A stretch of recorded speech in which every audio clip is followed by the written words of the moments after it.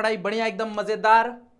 तो जैसा कि आपको पता है कि हम लोग ने स्टार्ट किया था topic that is wave optics. Okay, wave optics में हम लोग ने लास्ट लेक्चर में इंटरफेरेंस की कहानी डिस्कस की थी। ओके, हम लोग ने इंटरफेरेंस डिस्कस कर लिया था। हम लोग ने लास्ट लेक्चर में फिर condition for obtaining perfect interference हमने देख लिया था। कोहेरेंट सोर्स में 2 एग्जांपल देखे थे हमने, मेरे ख्याल से Lloyd's mirror and Fresnel biprism हमने डिस्कस किया था। मतलब कहीं ना कहीं इंटरफेरेंस की कहानी हमने पूरी खत्म कर दी थी।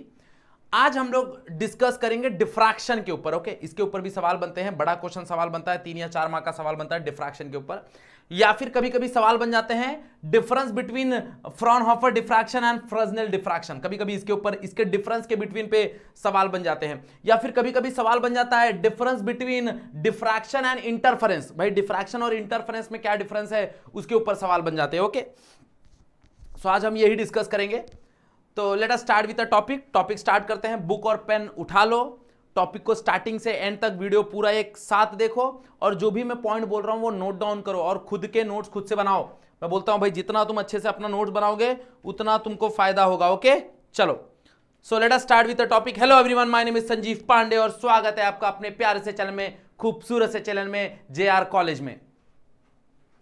So what is diffraction of light? Okay भाई, डिफ्रैक्शन ऑफ लाइट का मतलब क्या होता है? What do you mean by diffraction of light? देखो, इंटरफेरेंस क्या होता है? इंटरफेरेंस ऑफ लाइट में 2 लाइट वेव आपस में इंटरफेयर होती हैं, आपस में सुपर इंपोज होती हैं 2 light wave. Diffraction is a kind of interference, diffraction is a kind of interference, but यहां पे instead of 2 wave there is a multiple wave जो आपस में इंटरफेयर हो रही है, जो आपस में सुपर इंपोज हो रही है। ओके, बेसिक मतलब समझो इसका। ओके, बेसिक मतलब समझो कि भाई डिफ्रैक्शन है क्या? डिफ्रैक्शन एक बहुत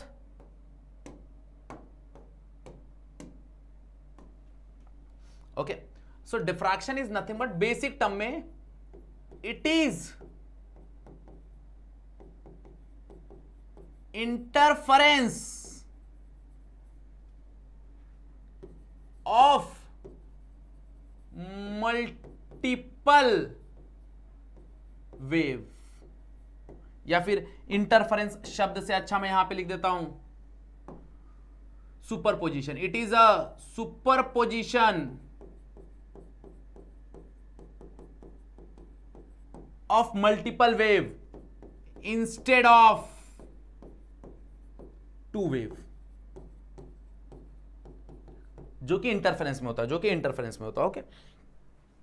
अब बेसिकली हुआ क्या? बेसिकली हुआ ये कि मान लो यहां पे मेरे पास एक ऑब्स्टिकल है, लेट्स से दिस इज ऑब्स्टिकल।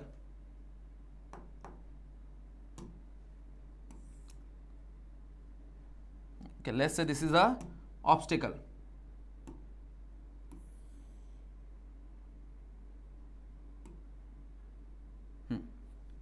ये मेरे पास 2 ऑब्स्टिकल है, समथिंग ऐसा, और उसके बीच में एक छोटा सा गैप है। अब हुआ क्या, यहां पे लेट्स से स्क्रीन है, this is the screen. Okay, what is diffraction? Basically light according to your particle nature. भाई जब हमने देखा कि भाई लाइट पार्टिकल नेचर का है, जो according to Newton corpuscular theory हमने देखा, तो क्या होना चाहिए था? लाइट जब आ रही है इस छोटे से होल या इस छोटे से गैप में से जब वो पास हो रही है, तो लाइट ऐसे स्ट्रेट पास होनी चाहिए थी। मतलब होना क्या चाहिए था? होना चाहिए था कि भाई इतने जगह हमको क्या दिखनी चाहिए थी? लाइट दिखनी चाहिए थी, और बाकी सारे जगह क्या होना चाहिए था? बाकी सारे जगह डार्क होना चाहिए था, होना ये चाहिए था अकॉर्डिंग टू द भाई स्ट्रक्चरल, ये जो स्ट्रक्चर है उस स्ट्रक्चर के हिसाब से ये होना चाहिए था। भाई लाइट आ रही है, इतने से लाइट पास होनी चाहिए थी, ये लाइट इतने से पास होके बाकी सब जगह अपने को डार्क दिखना चाहिए था, सिर्फ यहीं पे लाइट दिखना चाहिए था। ये सुनो, हाँ या ना? होना ये चाहिए था, बट ऐसा हुआ नहीं। ओके, बट ऐसा हुआ नहीं।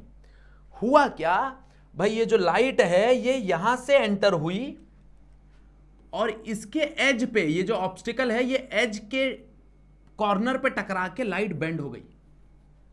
समझ में आ रहा? लाइट ऐसे एंटर हुई और इस कॉर्नर पे टकरा के लाइट ऐसे बेंड हो गई, और लाइट वहां चली गई जहां पे एक्चुअल में डार्क होना चाहिए था, मतलब जहां पे एक्चुअल में शैडो बनना चाहिए था।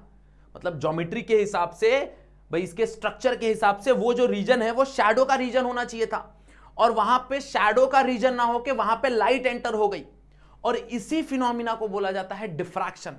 इसी फिनोमिना को क्या बोला जाता है? Diffraction. Diffraction is nothing but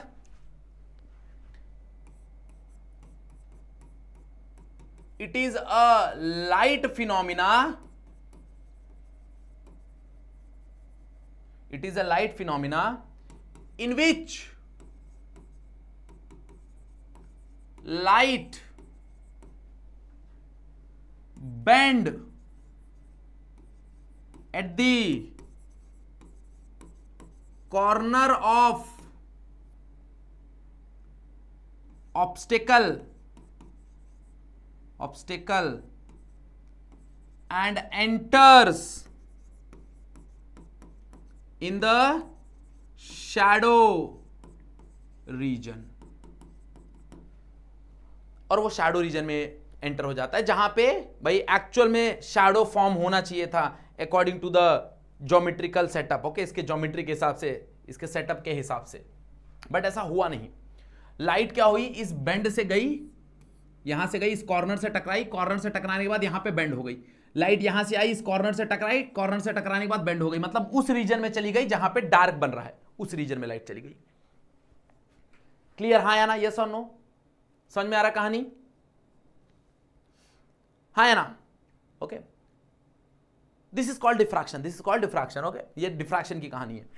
अब डिफ्रैक्शन दो तरह के होते हैं, हम अगर देखने जाए तो डिफ्रैक्शन हमको दो तरह के मिलते हैं। एक होता है फ्रॉनहोफर डिफ्रैक्शन और एक होता है Fresnel diffraction, depending upon the setup, भाई कैसा सेटअप है उसके हिसाब से। ओके, और ये डिफरेंस बिटवीन के लिए भी पूछ लिया है, इसलिए इंपॉर्टेंट है कि भाई इसमें डिफरेंस बिटवीन का भी सवाल बैठता है, यहां पे डिफरेंस बिटवीन का भी सवाल बैठता है, इसलिए ये इंपॉर्टेंट है। ओके, तो व्हाट इज फ्रेस्नेल और what is Fraunhofer diffraction, what is the main difference?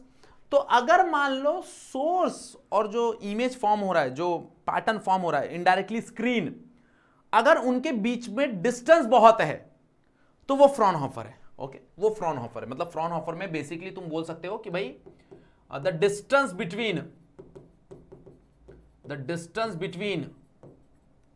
Source मतलब स्लिट, जो तुम्हारा स्लिट है वही सोर्स है।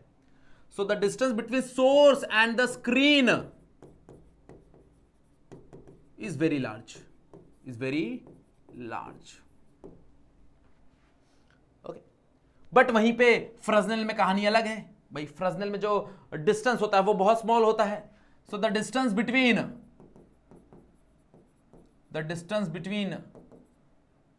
source and screen is small. The distance between source and screen is small.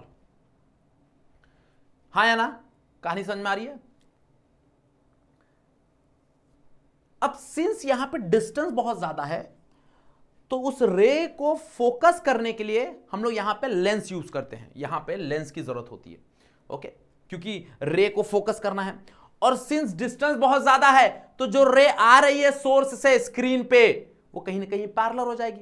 मतलब यहां पे जो वेव फ्रंट बनेंगे वो पैरेलल वेव फ्रंट बनते हैं, प्लेन वेव फ्रंट बनते हैं। ओके, मतलब यहां पे जो वेव फ्रंट का जो फॉर्मेशन होता है वो प्लेन वेव फ्रंट बनता है।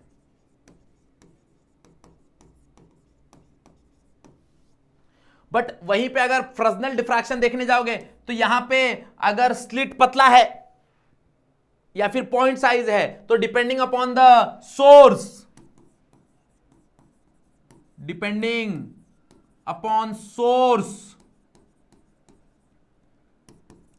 the wavefront can be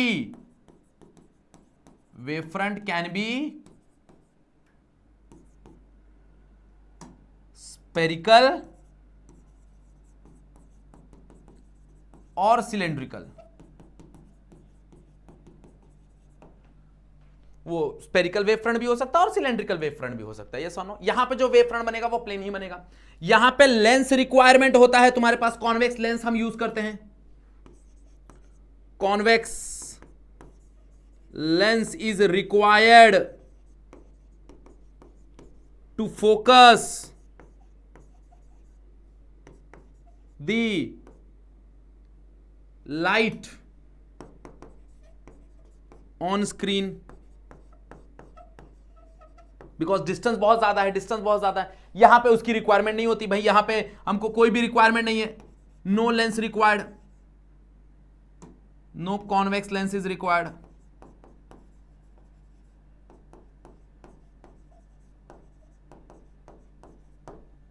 no convex lens is required. Clear, yes और नो, हाँ या ना? तो डिपेंडिंग अपॉन कि क्या कंडीशन है उसके हिसाब से हम फ्रॉनहोफर और फ्रेस्नेल को हम डिस्टिंग्विश करते हैं। ओके, तो इसके ऊपर सवाल बना हुआ है, डिस्टिंग्विश का सवाल बना हुआ है अपने को। डिफरेंस बिटवीन पूछा जाता है फ्रेस्नेल और फ्रॉनहोफर के बीच में, या फिर पूछ लेगा what is the difference between interference and diffraction, ये पूछा गया सवाल है।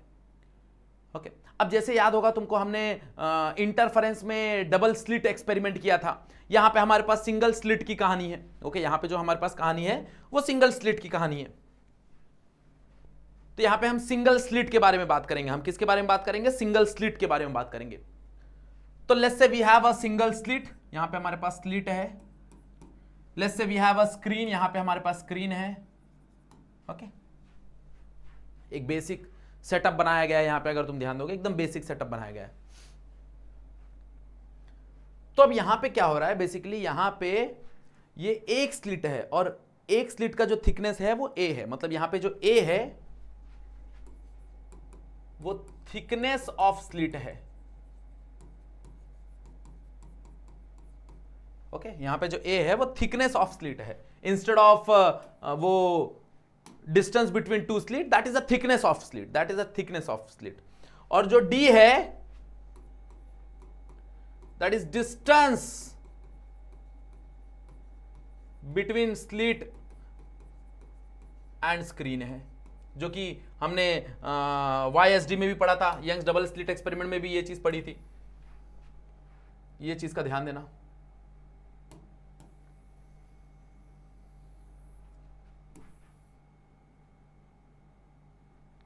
क्लियर, यस और नो, हाँ ना? अब कहानी कैसे हो रही है देखो जरा यहां पे। अब कहानी कहां पे हो रही है? तो यहां से जब लाइट रे आ रही है तो ये इस एज से टकरा रही है, और जब ये इस एज से टकरा रही है तो ये एंटर कर रही है, यहां पे बेंड हो जा रही है। और लाइट सेम यहां पे भी लाइट टकरा रही है, टकरा के यहां पे बेंड हो जा रही है। यस और नो? ओके, अब ये सेम कहानी अपोजिट साइड पे भी होगा भाई। लाइट यहां से आएगी, बेंड होके यहां चली जाएगी, लाइट यहां से आएगी, बेंड होके यहां चली जाएगी। मतलब जो कहानी यहां पे तुमको मिलेगी वही कहानी यहां पे तुमको मिलेगी। मतलब यहां पे तुमको जो पैटर्न है वो थोड़ा सा सिमिलर मिलेगा, ऊपर नीचे। देखो सर, हम डिस्कस करेंगे अभी, तुमको समझ में आएगा धीरे धीरे। ओके, अब यहां पे भी सेम कहानी बन रही है फेज डिफरेंस की, पाथ डिफरेंस की। तो अगर हम देखने जाए तो ये वेव यहां से यहां तक चल रहा है और ये वेव यहां से यहां तक चल रहा है, इसको इतना एक्स्ट्रा चलना पड़ रहा है, and that is the path difference. यही तो है डेल एक्स, यही तो डेल एक्स है अगर हम ध्यान देंगे।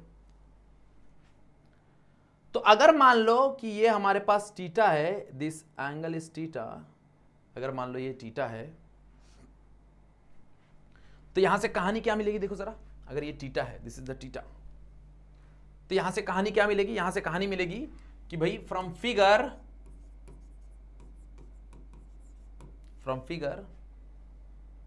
साइन थीटा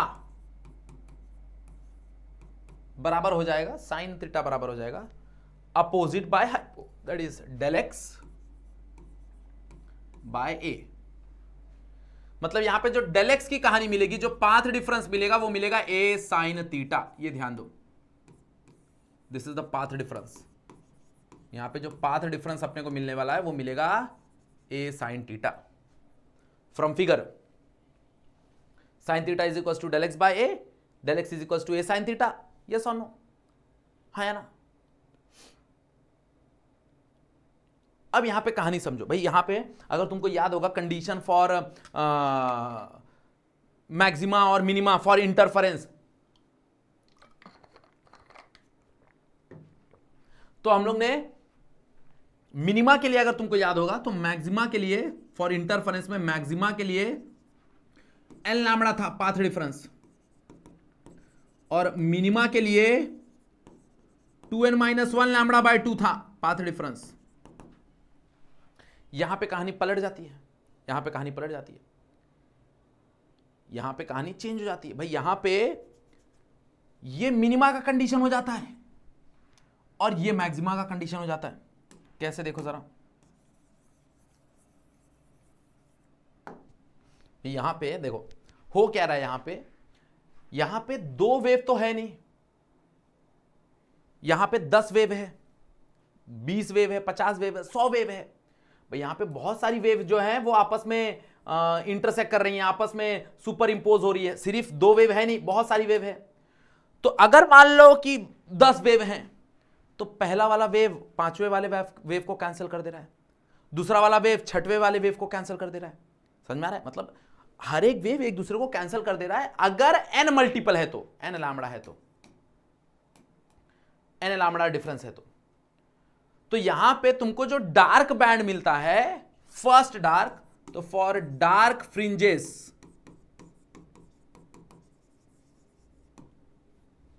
तो डार्क फ्रिंजेस के लिए जो पाथ डिफरेंस है, जो डेल एक्स है, वो n लैम्बडा से बराबर हो जाता है।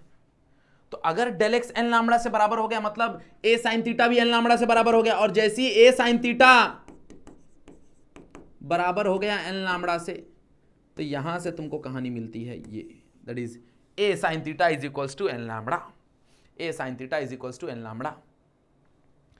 इफ थीटा इज स्मॉल, अब याद रखो यहां पे बहुत जगह ना थीटा स्मॉल नहीं होता, मतलब थीटा का वैल्यू 30 डिग्री 45 डिग्री, तब तुमको साइन थीटा रखना पड़ेगा।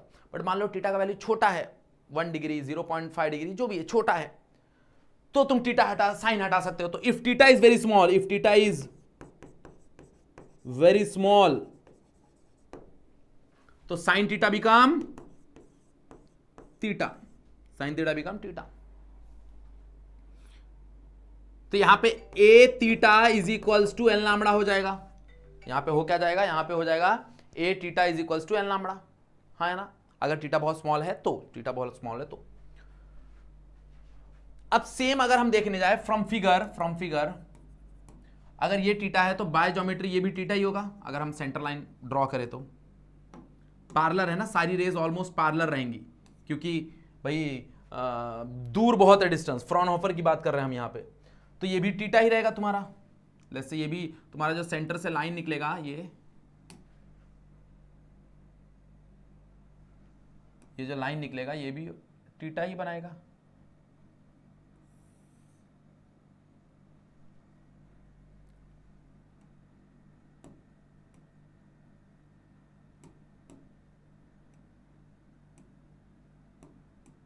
इसको हटा देते हैं, ओके, तो ये भी थीटा ही बनाएगा।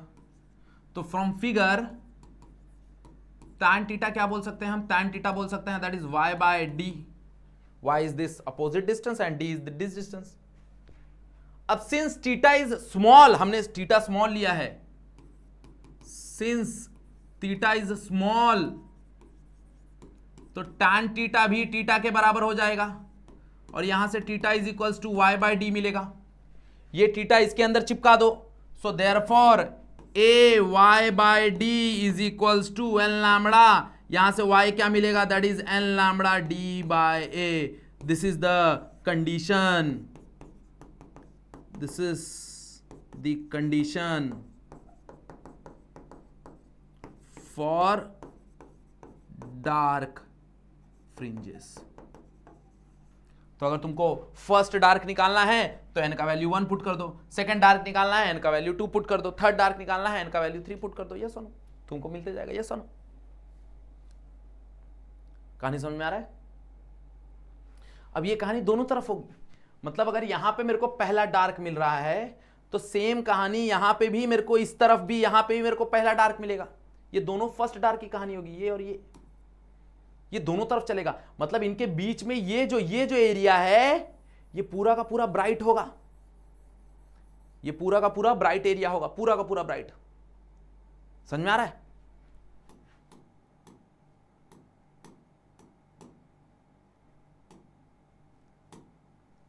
Okay, so this is the condition for dark. अब ऐसी हमको कंडीशन डिस्कस करना पड़ेगा फॉर ब्राइट। फॉर ब्राइट, तो फॉर ब्राइट के लिए कहानी क्या हो जाएगा, फॉर ब्राइट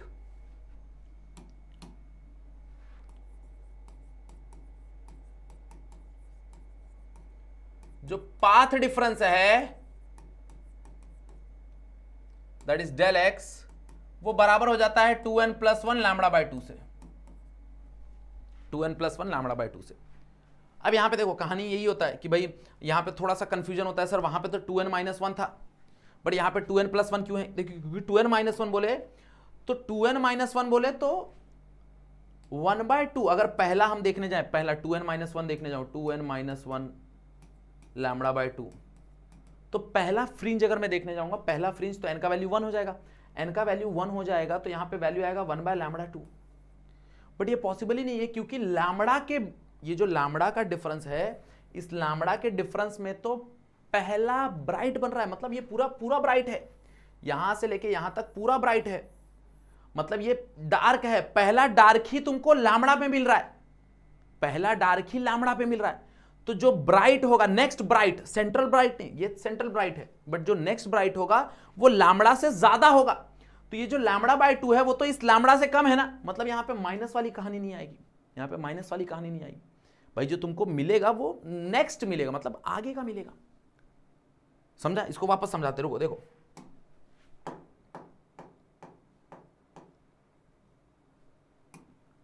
समझो अच्छे से, जैसे भाई यहां पे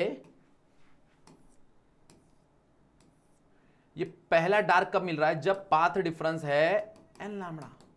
ये पहला डार्क कब मिल रहा है? जब पाथ डिफरेंस है n लैम्बडा, दोनों तरफ वही हो रहा है। अब इनके बीच में जो भी है ये तो पूरा सेंट्रल ब्राइट है, ये तो पूरा ब्राइट बैंड है। अगर मैं ये वाला फॉर्मूला लगाता हूं 2n-1 लैम्बडा बाय 2, तो इसके हिसाब से पहला ब्राइट कहां मिलना चाहिए था? पहला ब्राइट मिलना चाहिए था n=1, और n=1 कर दूंगा तो आंसर आ जाएगा लैम्बडा बाय 2।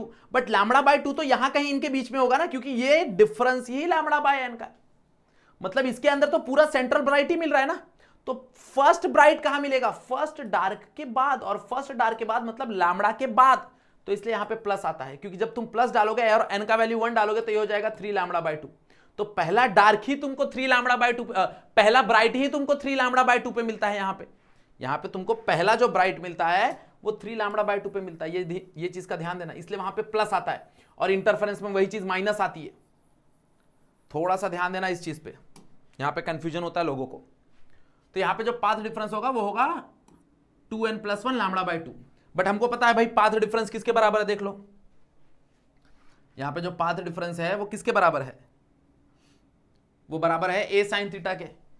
तो a sin थीटा, तो डेल एक्स की जगह क्या आ जाएगा? a sin theta. सेम कहानी, theta is very small, theta is very small, तो a theta is equals to 2n+1 lambda by 2। Yes और नो? अब यहां से थीटा क्या मिलेगा? थीटा हमने निकाला है, also theta is y by D, ये पुट कर दो यहां पे, तो therefore a y by D is equals to 2n+1 lambda by 2। यहां से y क्या मिल जाएगा? ये इधर जाएगा, that is 2n+1 lambda D by 2a। ये कंडीशन है फॉर ब्राइट फ्रिंजेस।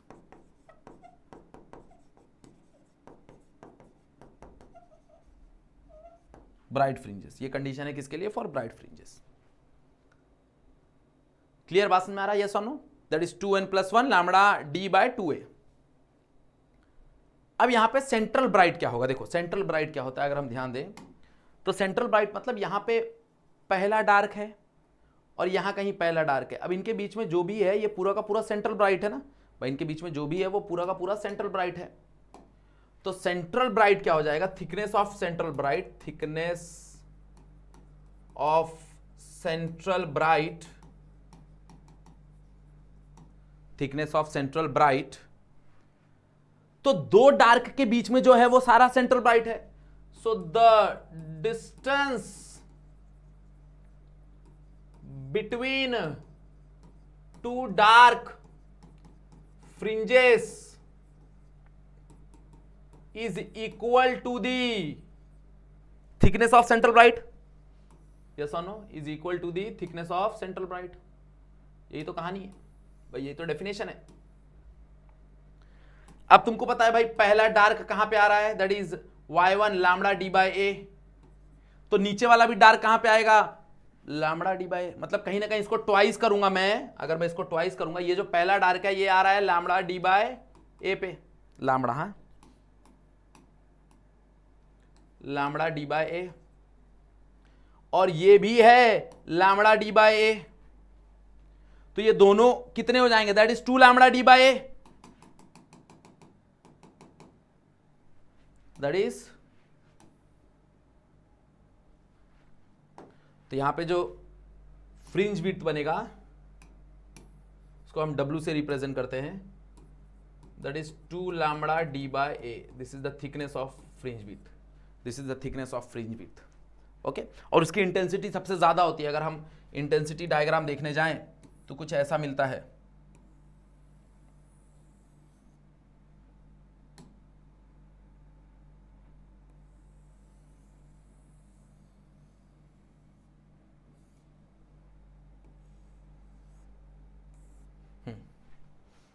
ये तुम्हारा सेंट्रल ब्राइट है, ये तुम्हारा सेंट्रल ब्राइट है,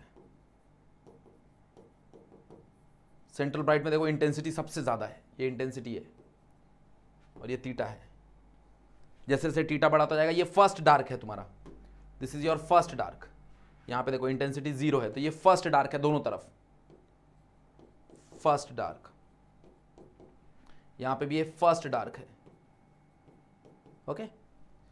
ये है तुम्हारा फर्स्ट ब्राइट,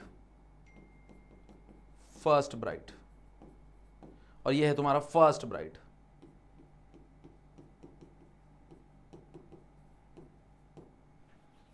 क्लियर, यस और नो। अब देखो ब्राइट की इंटेंसिटी कम हो रही है, मतलब यहां पे जो फ्रिंजेस पैटर्न मिलते हैं ना, यहां पे जो पैटर्न मिलते हैं वो कुछ ऐसे मिलते हैं, पहला जो होगा वो ब्राइट होगा और बहुत ज्यादा ब्राइटनेस होगा, this is the central bright, उसके बाद डार्क मिलेगा, तो ये डार्क हो गया, फिर उसके बाद ब्राइट मिलेगा, बट वो वाला जो ब्राइट रहेगा उसका थिकनेस कम रहेगा, क्लियर, यस और नो, उसका थिकनेस थोड़ा सा कम रहेगा, इसका सेम हो गया,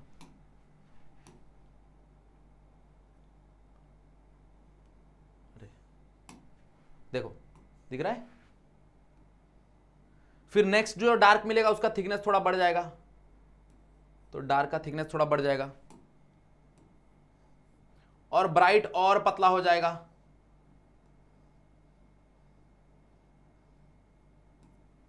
तो यहां पे अगर तुम देखोगे तो इंटेंसिटी डिस्ट्रीब्यूशन सेम नहीं है जो इंटरफेरेंस में होता था, इंटरफेरेंस में अगर हम देखेंगे, इंटरफेरेंस में अगर हम देखेंगे तो इंटेंसिटी डिस्ट्रीब्यूशन सेम होता है, देखो ध्यान से, dark bright dark bright dark bright same thickness के हैं यहां पे, बट यहां पे अगर तुम देखोगे तो यहां पे इंटेंसिटी डिस्ट्रीब्यूशन सेम नहीं होता, सेंटर वाला ज्यादा ब्राइट होता है, फिर फर्स्ट डार्क, फिर फर्स्ट ब्राइट, फिर वापस सेकंड डार्क, फिर ब्राइट, तो यहां पे देखो धीरे धीरे ब्राइट की इंटेंसिटी कम होती जाती है, डार्क बढ़ते जाता है, तो यहां पे जो इंटेंसिटी डिस्ट्रीब्यूशन है दैट इज नॉट यूनिफॉर्म, यहां पे जो इंटेंसिटी डिस्ट्रीब्यूशन है वो यूनिफॉर्म नहीं है, क्लियर बात समझ में आया, यस और नो।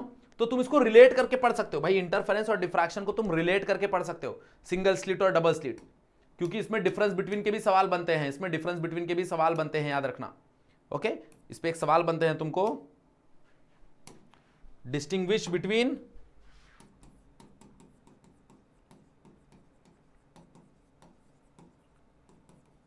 इंटरफेरेंस एंड डिफ्रैक्शन, तो इसके ऊपर सवाल बनते हैं तुमको, difference between interference and diffraction, clear, yes और नो, बात समझ में आया कि नहीं समझ में आया एवरीवन, यस और नो, ओके। सो यहां पे हमने सिंगल स्लिट खत्म कर दिया, यहां पे हमने सिंगल स्लिट की कहानी खत्म कर दी, डिफ्रैक्शन की कहानी खत्म कर दी, फ्रॉनहोफर फ्रेस्नेल खत्म कर दिया, मतलब यहां पे डिफ्रैक्शन खत्म होता है, ओके। बाकी जो टॉपिक बचे हुए हैं that is your railings criteria, your resolving power for microscope, resolving power for telescope, वो हम लोग नेक्स्ट लेक्चर में डिस्कस करेंगे, मतलब एक और लेक्चर लगेगा, then we will complete this chapter, okay, ये चैप्टर हम कंप्लीट कर देंगे, ओके।